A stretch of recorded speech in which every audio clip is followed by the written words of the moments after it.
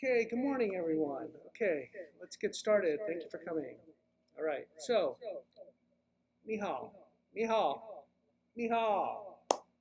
我的名字是 Benjamin，我的名字是李健，我叫 Ben。我的普通话不好，很不好，非常不好。我不会说普通话。Okay, so now that we've established how horrible my Chinese is, none of you can be shy to speak out in English, right? Okay, so you can call me Ben or Li Jian, or if you prefer, you can call me your Lord, or simply Master and Commander. I'll go by all those names. Some of you may think English is very hard to learn. I'm here to share with you. It's not as hard as you think. I have over 30 years of experience, so I should know, okay?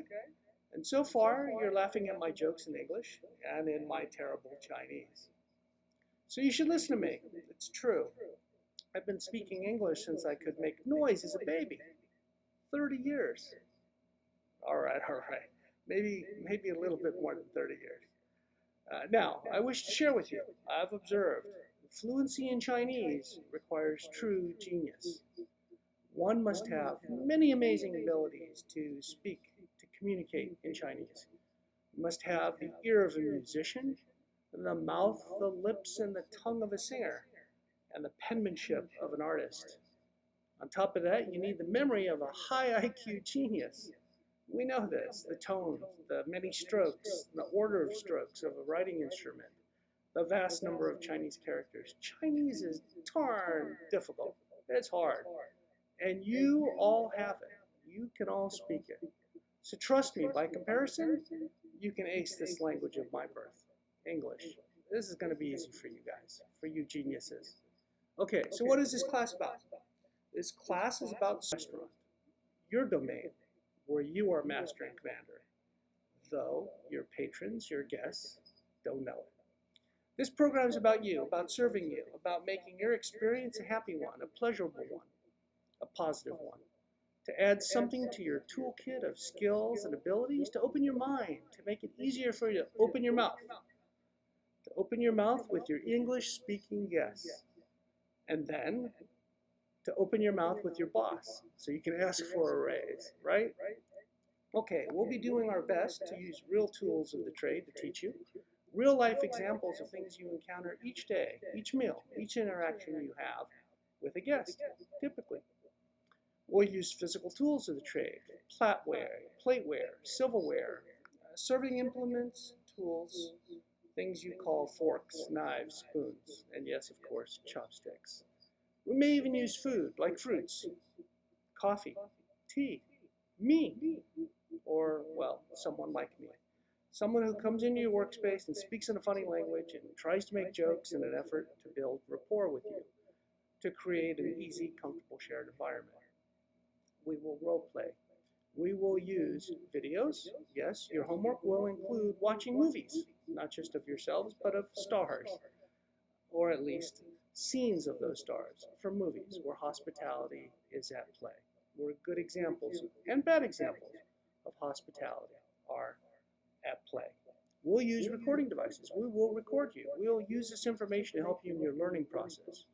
We'll begin recording you today. We'll look to record you throughout the program, and we'll look to record you as your English skills and your conversation skills improve. We'll engage in role-playing, as I mentioned. You'll be each asked to participate. Don't worry, you won't be asked to play a role you are uncomfortable playing.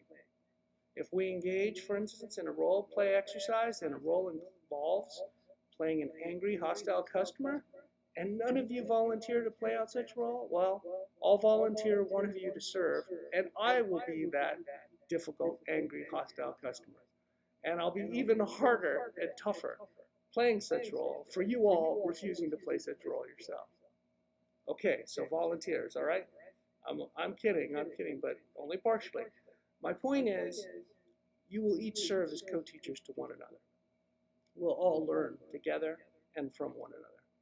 In addition, we'll have quizzes with exams, and there will be written tests but there'll also be performance tests. We will test your abilities in conversational English by watching you serve your classmates as though they were guests sitting at your table to be served. As I said before, we will be in the service of one another. Look to your right and look to your left. You've just seen one of your future guests, okay? This class is about inclusion, about building rapport, about connection, and relating to others, about relation. Yes, I hope we will laugh in this class. That will be purposeful. A positive memory of a positive, enjoyable experience will help you with your learning. We will not, however, purposefully laugh at each other, unless, of course, the laughter is invited. We're here to learn and have a good time, and we're here to laugh, but not at the expense of someone else. We're here to support one another, to help in our mutual goals of learning and advancement. And by the way, positive experiences, it is shown, create positive memories which aid learning. This is science. This is shown. Okay, so how do we place ourselves in a position to be of service, of delivering great service? Isn't this, after all, what we do? Is to build a great environment, to build a great experience, of helping make our customers happy. This is, of course, the ultimate purpose and goal of those in the hospitality business, right? To make things easier for our experience so we can invite them back and serve them again and again and again. Okay, so let's do introductions. I'd like to ask each of you to introduce yourself. But before you do, I'll go first, okay? Let me introduce myself, this time in English, not my 不好普通话. I'll go first also to offer you an example of how I'd like you to introduce yourself. Provide a little bit of story, a little bit of your background. Share as much of your detail as you're willing to. So let me introduce myself and to provide you my credentials. My name, as I said, is Ben. My full name is Benjamin Lau. I was born in the U.S. I was raised in California on the West Coast. However, I really view myself as being raised on the East Coast in New York, where I lived in Manhattan for over 20 years. I'm a lawyer by training. I come from Wall Street. I worked for a major investment bank. I worked for a hedge fund. I worked for big New York law firms. And I did many deals, M&A deals, leveraged buyouts, things that you would read about in the newspapers. I moved from one island to another. I moved from Manhattan to the island of Oahu. Some of you might recognize. That's where Waikiki or Honolulu. That's where those are. My ancestors, however, are from China. So I'm from China, like you. My mother's parents are from Beijing. They were raised here. Their parents are from China too. My parents on my father's side are also from China, from Fuzhou. So I am Chinese. My mother, her side of the family, can trace her lineage back generations. So I'm not only Chinese, I'm old Chinese. Over 30 years old Chinese. Okay, so you guys are to be congratulated for being here today, for your intelligence and for your dedication to your job and to your own advancement, for coming here to learn English with us. You're already on your way to showing me up, accomplishing something I did not, which is speaking another language, one not of your birth.